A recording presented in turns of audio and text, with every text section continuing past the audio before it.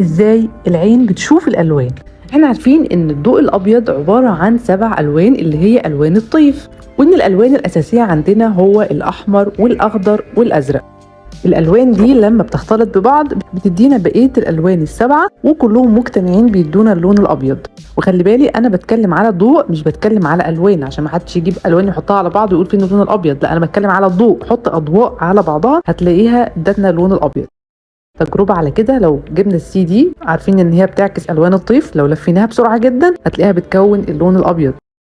لو جبنا المنشور الزجاجي عارفين انه لما الضوء بيدخل منه من اتجاه بيتحلل الوان الطيف من الاتجاه الاخر والعكس. الالوان بقى بتظهر ازاي؟ يعني مثلا لو حاجه لونها اورنج او برتقالي زي البرتقاله دي، اللي بيحصل بالظبط انه اللون الابيض لما بيسقط عليها بتمتص جميع الالوان وبتعكس اللون البرتقالي، فالعين بتشوفها لونها برتقالي. مثلا في سؤال دايما بيتسال ليه السما لونها ازرق؟ نفس الكلام، علشان تمتص كل الالوان وبتعكس اللون الازرق. طب حاجه لونها اسود فهي بتمتص كل الالوان وما بتعكسش ولا لون. طيب حاجة لونها أبيض هي بتعكس كل الألوان، ده ببساطة. طب بالنسبة بقى للعين نفسها، هي بتستقبل الألوان إزاي؟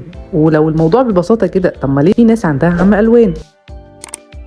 اتكلمنا قبل كده في فيديو قصر النظر عن ازاي بنشوف، وقلنا انه الضوء بيسقط على الجسم اللي المفروض نشوفه وبينعكس على العين، بيدخل من خلال لنا العين يعدي على عدسة العين ومنها على الشبكية، يسقط على الشبكية اللي فيها مستقبلات الضوء. مستقبلات الضوء زي ما قلنا فيها خلايا عصوية وخلايا مخروطية، واتكلمنا عن دورهم وقلنا ان الخلايا العصوية مسؤولة عن الضوء الخافت، والخلايا المخروطية مسؤولة عن الضوء الساطع وعن رؤية الألوان. طب ازاي؟ الخلايا المخروطية دي عبارة عن 3 أنواع، نوع بيشوف اللون الأزرق، ونوع بيشوف اللون الأحمر، ونوع بيشوف اللون الأخضر. دي الألوان الأساسية زي ما قلنا، واللي لما بيجتمعوا مع بعض بيكونوا لي اللون الأبيض، وكل لونين مع بعض بيكونوا لي لون مشترك. وبس كده.